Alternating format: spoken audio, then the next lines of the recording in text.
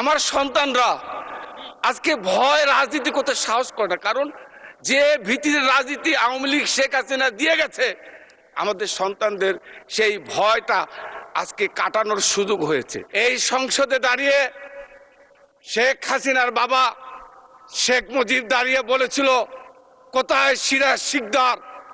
এই হত্যার মাধ্যম দিয়ে বাংলাদেশের গণতন্ত্রকে হত্যা শুরু হয়েছিল মাননীয় স্পিকার। তার ধারাবাহিকতায় আমরা দেখেছি মাননীয় স্পিকার। পরবর্তীকালে বেগম খালেদা জিয়ার নেতৃত্বে 1982 সালে যখন এরশাদ ক্ষমতা গ্রহণ করলো, আন্দোলন শুরু হলো। সেদিন ছাত্র আন্দোলনে আমরা ত্যাগ তিতিক্ষার মধ্যে দিয়ে 1991 সালে আবার গণতন্ত্র আসলো। নির্বাচনে বিএনপি ক্ষমতা আসলো মাননীয় স্পিকার। সেদিন জামাত ইসলামও আমাদের সঙ্গে ছিল। মাননীয় স্পিকার, ক্ষমতা আসার পর বিরোধী দলের নেতা ছিলেন এখানে, উনি পার্লামেন্টে দাঁড়িয়ে বললেন বেগম খালেদা জিয়াকে উদ্দেশ্য করে, একদিনের জন্য আমি শান্তিতে আপনাকে দেব না। মাননীয় স্পিকার, এটা কি গণতন্ত্র মাননীয় স্পিকার? এই গণতন্ত্রের জন্য কি আমরা সেদিন ছাত্র আন্দোলন করেছিলাম? শেখ মুজিব সিরাজ শিকদারকে হত্যার মাধ্যমে বাংলাদেশের গণতন্ত্রকে হত্যা করেছিল। ঠিক একই কায়দা তার মেয়ে সেদিন তার রাজনীতিক, এবং আমি মনে করি সেদিন থেকে শুরু হয়েছে বাংলাদেশের রাজনীতির গণতন্ত্র হত্যার ষড়যন্ত্র। মাননীয় স্পিকার, আপনার মনে থাকার কথা, আপনাকে আমি সাক্ষী মানছি।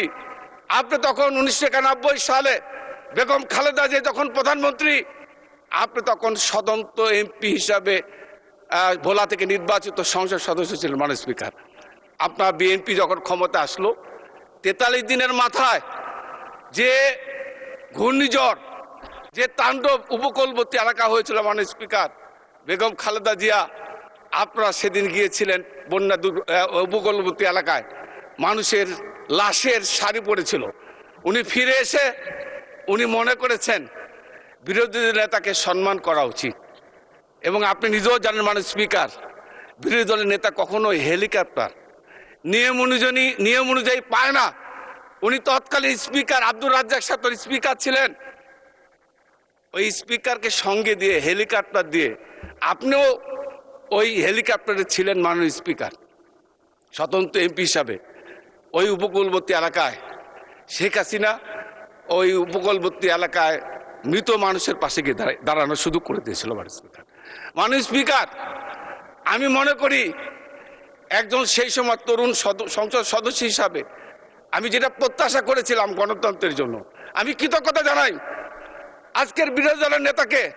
আমি কৃতজ্ঞতা জানাই আজকে সংসদ দলীয় নেতা তারেক রহমানকে, ওনারা যে কালচার শুরু করেছে। আজকে মাননীয় স্পিকার, আজকে কষ্ট লাগে। আমরা রাজনীতি করি দেশের জন্য। আমার সন্তানরা আজকে ভয় রাজনীতি করতে সাহস করে না, কারণ যে ভীতির রাজনীতি আওয়ামী লীগ শেখ হাসিনা দিয়ে গেছে, আমাদের সন্তানদের সেই ভয়টা আজকে কাটানোর সুযোগ হয়েছে।